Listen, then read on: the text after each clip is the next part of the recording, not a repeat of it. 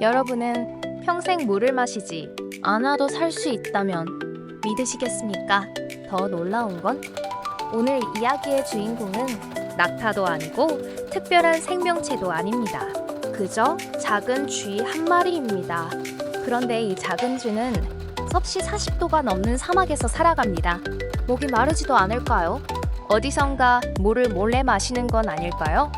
과학자들은 오랫동안 이 작은 동물의 생존 비밀에 주목했습니다. 그리고 그 비밀을 알게 된 순간 많은 사람들이 놀랐습니다. 오늘의 주인공은 바로 캥거루쥐입니다. 처음 보면 평범한 쥐처럼 보입니다. 하지만 자세히 보면 뒷다리가 유난히 깁니다. 마치 작은 캥거루처럼 폴짝폴짝 뛰어다니죠. 그래서 이름도 캥거루쥐가 되었습니다.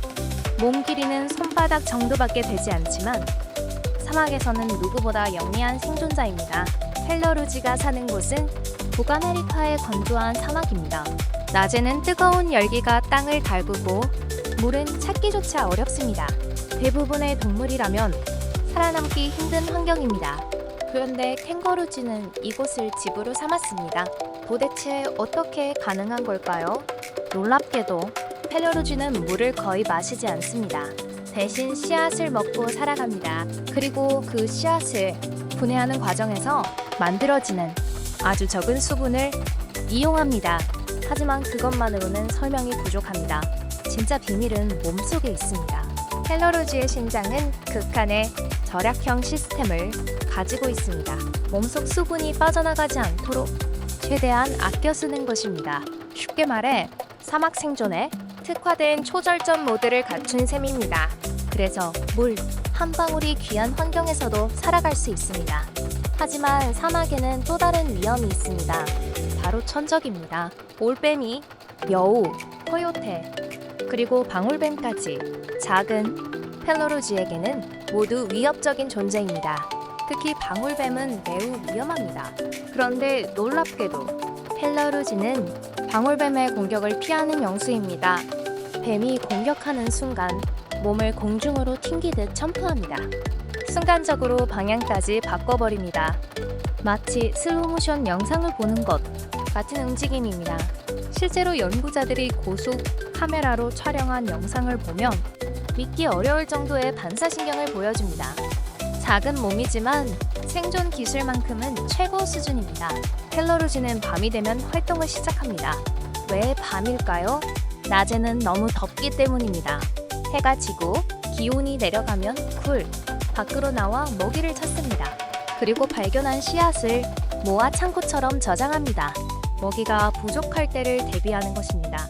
재미있는 사실은 여기서 끝나지 않습니다. 펠러루쥐가 묻어둔 씨앗 중 일부는 잊혀집니다. 그리고 그 씨앗은 싹을 틔웁니다.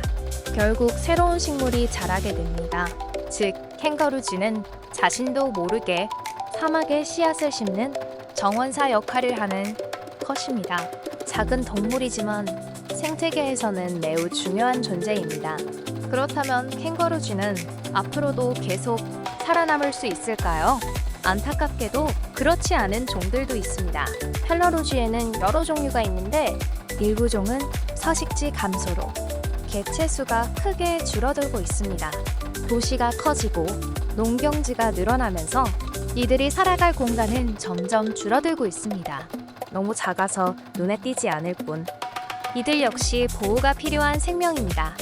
우리는 종종 거대한 동물들에게만 관심을 갖습니다.